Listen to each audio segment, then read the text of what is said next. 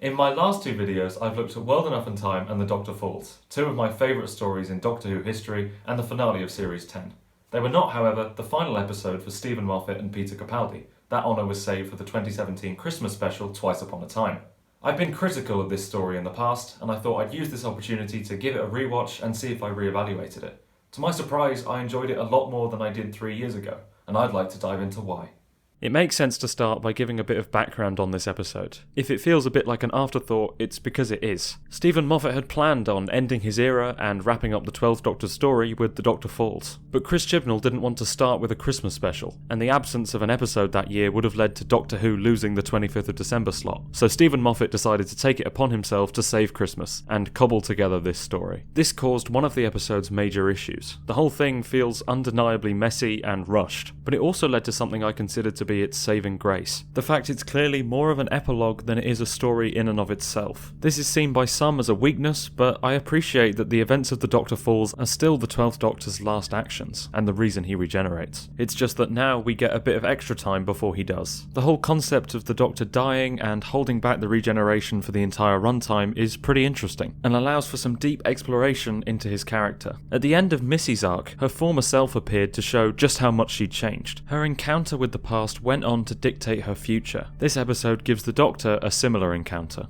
The Doctor starts this episode in the same state he ended The Doctor Falls in, a little bit dead and unwilling to regenerate. The notion of dreading regeneration is a tricky thing for an episode to deal with. It was famously included in End of Time, where the Doctor implied that the experience was like dying and having someone else walk away. I think this is rubbish. I think it did a lot of harm to the way people saw the Doctor, turning him from one person going through changes into multiple people with the same memories. In Twice Upon a Time, the Doctor's reason for not wanting to regenerate is that he's exhausted, and feels as though he can't keep going on in the cycle of fighting and losing people. He can't bring himself to change and start the cycle again. I don't want to change again.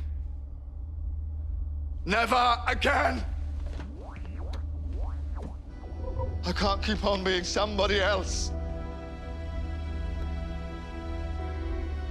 This means that after regenerating, it will still be him, the same Doctor, but he'll have to cope with becoming very different. I like this so much more than what we got in End of Time. It means that there are consequences to regenerating, and it's not a get out of jail free card, but it doesn't sacrifice the connectivity between incarnations. The Doctor's hesitance to change was actually touched upon in The Doctor Falls, in a moment so subtle it's hard to even know if it was deliberate. Bill tells him she doesn't want to live if she can't be herself, and asks if he understands what she means. He tells her he does, and I reckon the look in his eyes shows that he understands far too well. The Doctor not wanting to change is what starts the story, but the discussion about it is really saved for the beginning and the end of the episode. For the rest of it, the 12th Doctor is really just vibing. He was quite weary in The Doctor Falls, so it's cool that being mid-regeneration keeps him healthy enough to have one last adventure. I will say that the amount of fun the 12th Doctor seems to be having is a little bit jarring after the grim situation in the previous episode, but it's also quite nice to see. I love this guy, and I enjoy when he's happy, and it's Christmas. He can't have been too glum. I also have to say, his hair is spectacular in this episode. Like Ethan Hunt from Mission Impossible, you can chart the development of the 12th Doctor based on the length of his hair. As he's become more comfortable in himself and a bit more relaxed, his hair has been let loose, abandoning the tight trim he had in Series 8. In this story, it's the longest it's ever been, emphasising how long he's been doing this, and reminding us that he's been holding back regeneration for far too long. There's a lot of storytelling that can be done with hair. For example, mine is this long as a reference to the fact I haven't had a haircut since the start of this bloody pandemic. It's a little Easter egg for the real fans. Let's talk about the other Doctor. The original, you might say. He's a character who is often considered to be the grumpy and mean Doctor, which is pretty unfair. I feel like a lot of people just watch An Unearthly Child and decide that that's what he was like for his entire run. It's true that in that story he's rude and arrogant, but this is him at the start of his character arc. From as early as his third story, we can see the softening of these rough edges, and are introduced to the tender side of this Doctor that is so often overlooked, as he forms friendships with the two outsiders that set the template for all future companion relationships. We must look after you, you know. You're very valuable. Yes.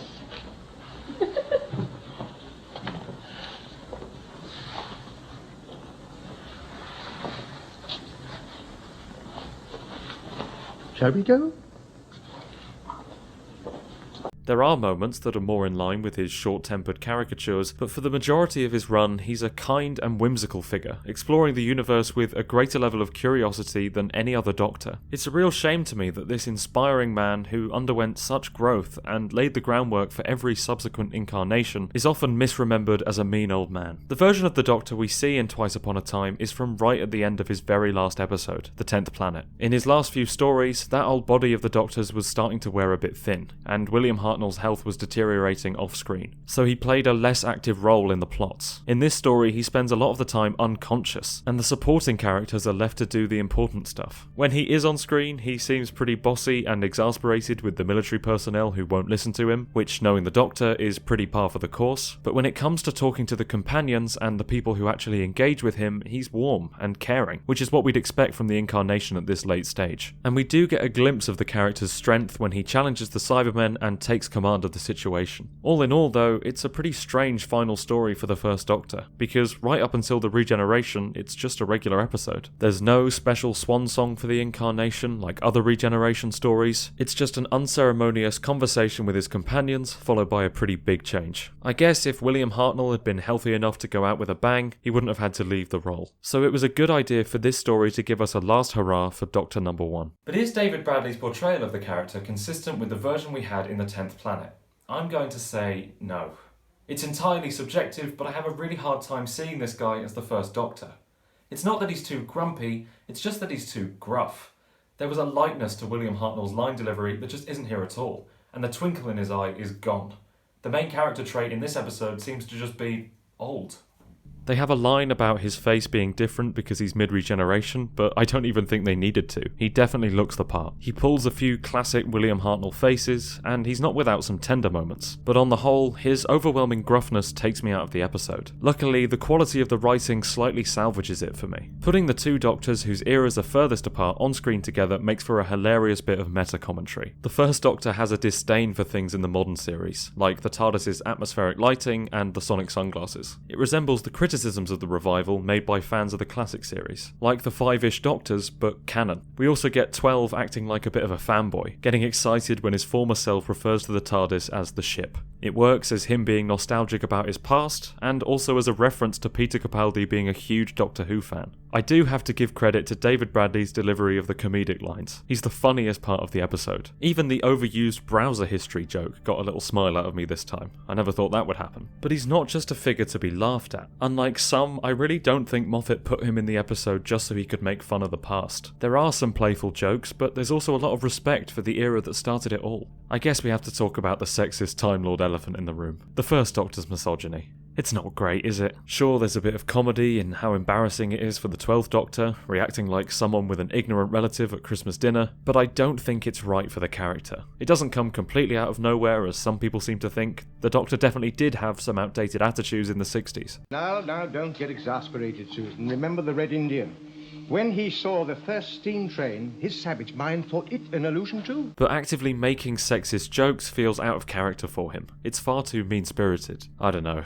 I'm definitely not as outraged about it as I used to be. I actually wrote an article in my school blog back in 2017 about how much I hated it. It was a bad decision, but it's not the end of the world, and it doesn't ruin the show or the episode. Putting that aside, including this incarnation was a really smart thing to do, and serves both Hartnell's Doctor and Capaldi's. There's a thread in the story about whether or not the Doctor has lost his way over the years. A sort of ghost of Christmas past. Or future, depending on whose perspective we prefer. The Doctor meets the Doctor and worries about his behaviour. Oh, do you know how hard it is to write about two versions of the same character? I've had to do it 2 videos in a row. Remind me never to do a multi-Doctor story again. The first Doctor has to grapple a bit with who he's going to become. It's clever, but I think it's a bit underdeveloped. It's only properly looked at in the Doctor of War scene, which is a weird one. For starters, they flash up a bunch of Doctor Who scenes that look like they were filmed using doorknobs. But it also can't seem to decide whether it wants to be a triumphant collection of the Doctor's victories or a grim look at the warrior he's become. The music seems to think it's epic, Bill is loving it, and the Doctors just seem shocked. But I'm not sure that the intended disgust from the first Doctor is explored enough. The other moments in the episode where he criticises how his future self operates are all played for laughs and can't really be taken seriously. I think it's a real shame this concept wasn't given more of a focus, because it's a really interesting thing to bring up in a multi-Doctor special. And the payoff is great, but we'll get to that. For now, let's talk about the companions. This episode introduces the captain, played by Mark Gatiss, as a sort of one-off companion, and I think he really adds a lot to the story. We're on his side right from his first scene in the trench, where he tells his enemy that although neither of them want to kill the other, they'll probably end up doing it in self-defense. We're taught so much about the character in this moment, that he's kind, intelligent, and just a victim of circumstance. What I really appreciate about him is that he's not a complete idiot. He's a World War I soldier, so obviously he has a bit of trouble keeping up with the science fiction shenanigans, but he's smart enough to use the stuff he does pick up to figure out the general gist of what's going on and act on it. It's really refreshing because clueless side characters are often too clueless, completely incapable of wrapping their head around even simple things. There are some funny moments where he doesn't know what's happening, but they're not at his expense. He makes the comments himself, as the straight man in an absurd situation. But he's not just there for comic relief. His reaction to the phrase World War I is absolutely heartbreaking, even if it's slightly undercut by the Doctor's flippant response. World War I. Judging by the uniform, yes. Yes, but what do you mean, one? Oh, sorry, spoilers. There's another really touching bit where he talks about his fear of dying, and how the hope of being rescued has made him less ready for it. He reflects on his life and thinks about the people he's leaving behind. It's a lovely little moment, but it's unfortunately undercut by some forced tension that I'll get into in a second. It's just a shame that his two best moments aren't as good as they could have been.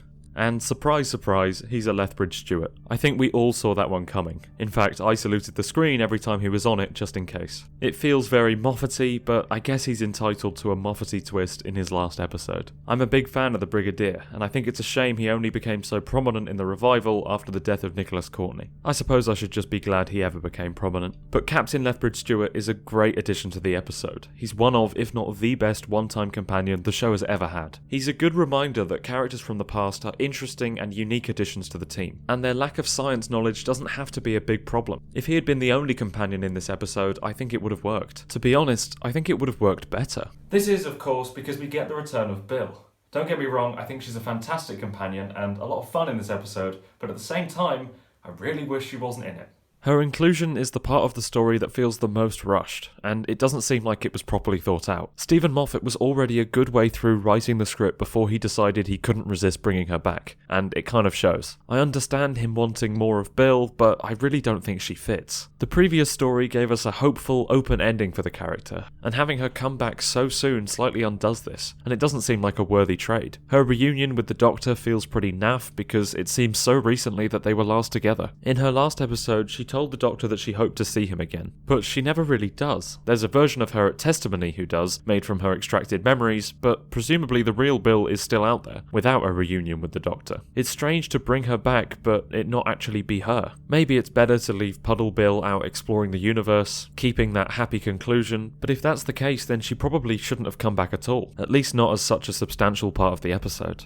But I suppose there's no real point talking hypotheticals. The reality is, she's here. And she's not without good moments. As usual, she brings that fun, bubbly energy, she has some funny lines, and some nice scenes that develop her relationship with the Doctor. I like that she's very quickly able to recognise that the silly granddad on the team is one of the Doctor's old faces. It shows just how well she knows him. Her appearance is all tied to the idea of whether or not she's real. A thread I think had a lot of potential, but doesn't really work out. It could have been a decent parallel with the Doctor, reflecting his concerns about whether or not he's the same man he used to be, or if he just has the same memories. And we do get a bit of that, with an exchange very similar to one the Doctor had after his last regeneration. Seriously? You're looking right at me and you don't even know I'm here? Correct. You can't see me, can you? You look at me and you can't see me. Have you any idea what that's like?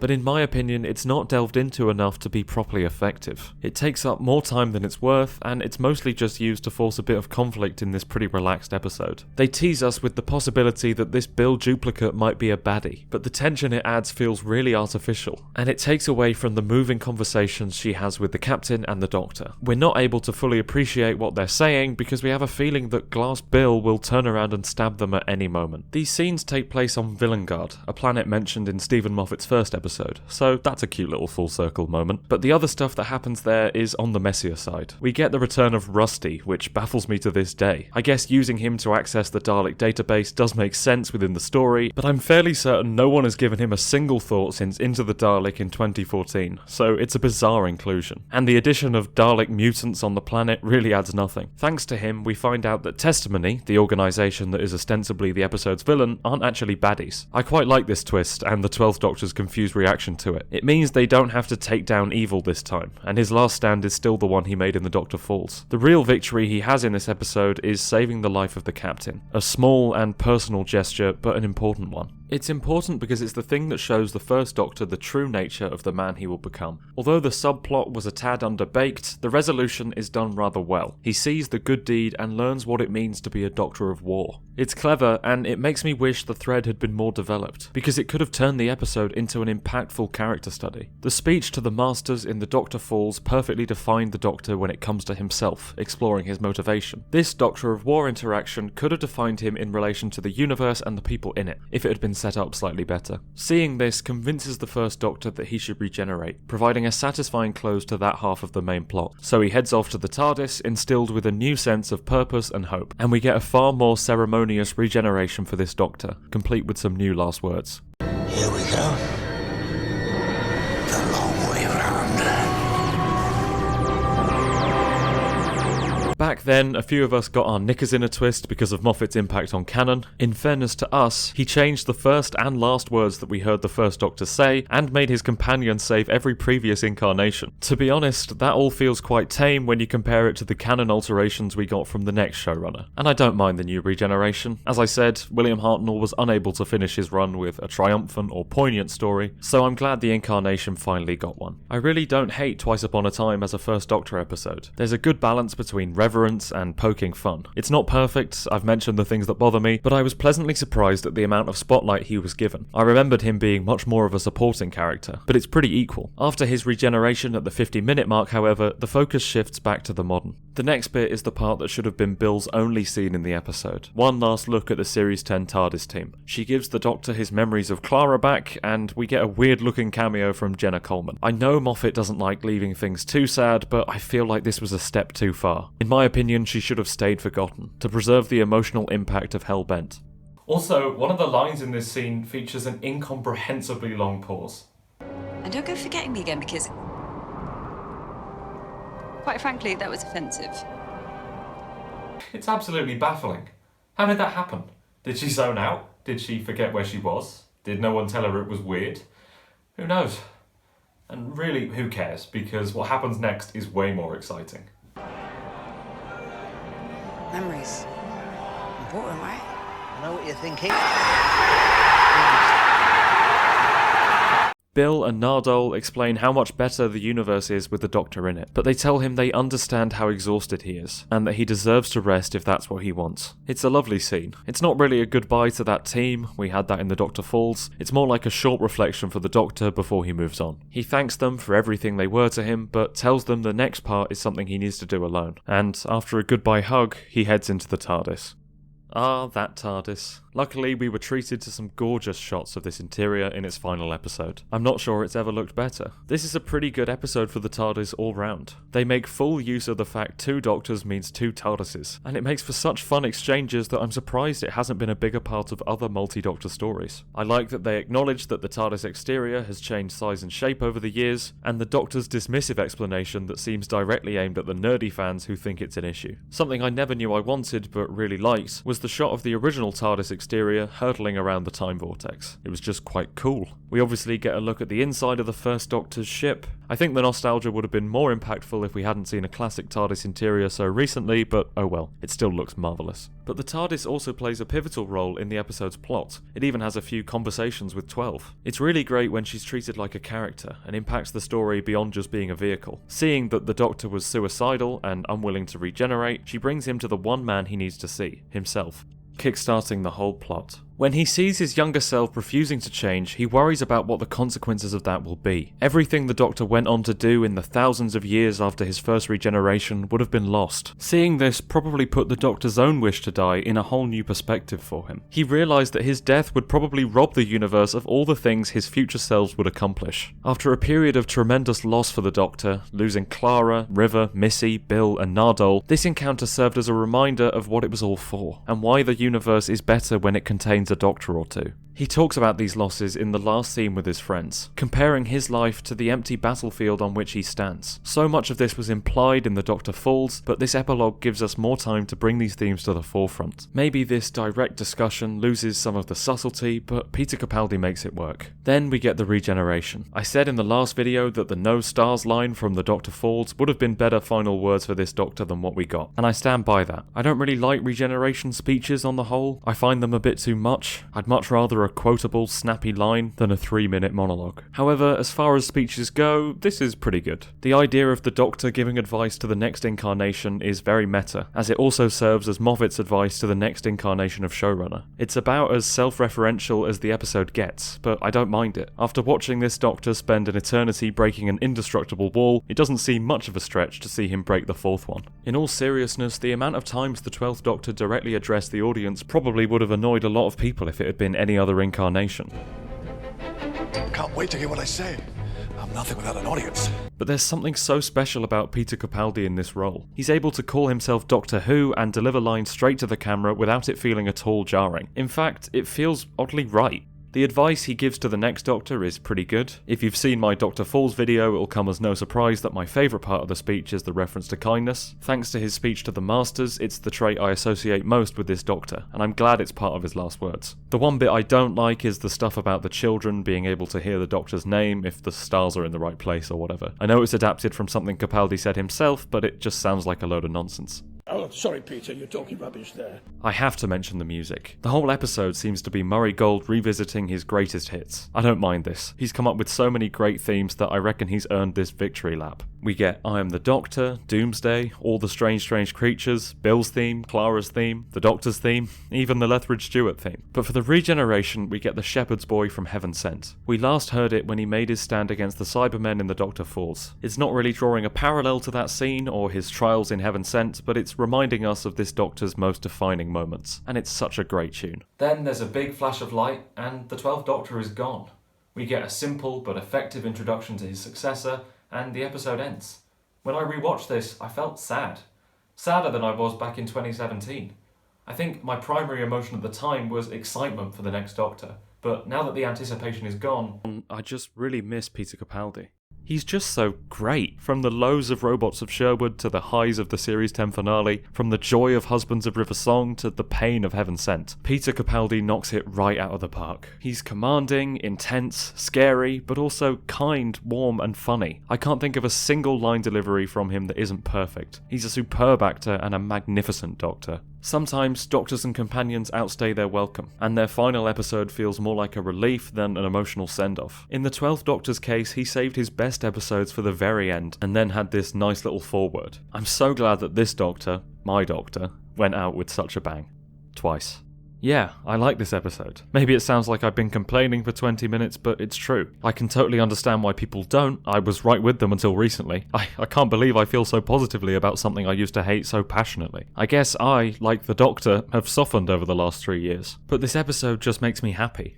At the start of Stephen Moffat's era, the show had this sort of fairy tale feeling. The Raggedy Doctor, the majestic tale of the madman in a box. It was a core part of the show's identity in Series 5 and 6, and makes a return here in a big way. The story opens with a little introduction, words on a screen that feel right out of a storybook. And obviously the name, Twice Upon a Time, evokes that fantasy feeling. It's a gorgeous title, as long as you don't abbreviate it. I don't know if this is the last episode Rachel Talalay will direct for the show, but if it is, I'm glad she ended it on such a stunning one. The colours are rich, and a lot of scenes have this warm glow. Some are just so beautiful, like illustrations in a picture book, which fits very well with the vibes Moffat was going for.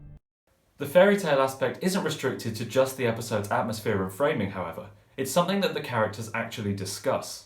The first Doctor's best scene is when he talks to Bill about why he left Gallifrey. He brings up his fascination with the fight between good and evil, and his surprise that good is ever able to prevail when it requires so much more sacrifice. Bill theorizes that as he flies around the universe trying to figure out how kindness can lead to triumph, he actually makes it so. The Doctor brushes this idea aside, saying it sounds too much like a fairy tale. He mentions this again when he returns the Captain to the moment of his death, apologizing for the universe generally failing to be a fairy tale. And then something miraculous happens. The Christmas armistice of 1914. A moment in history so incredible that it's hard to believe it really happened. Something I love about the truce's inclusion is that it's not caused by the Doctor. 12 doesn't stand in the middle of a battle and convince them to all stop fighting with a speech about why war is wrong. They all just collectively choose to put down their weapons and be kind. It's up there with the most heartwarming moments in the show's history. In an episode where the Doctor feels isolated, it must have comforted him to see so many people spontaneously choosing to be kind, as he always does. It's a reminder that he's not alone and that kindness can triumph. The Doctor doesn't cause the truce, but he does play a little role in the miracle. He tells his former self that everyone is important to somebody, and uses his knowledge of the Christmas truce to save the lives of the Captain and the German soldier with whom he was having a standoff. In another full circle moment for Stephen Moffat, everybody lives, thanks to the value the Doctor places in a seemingly unimportant life. For one last time, he became the storybook hero that Bill said he was. The moment reminds the two Doctors of their place in the universe and convinces them that it's time to regenerate.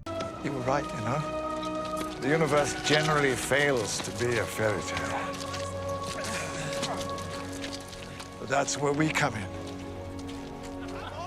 Mwah! Absolutely amazing stuff.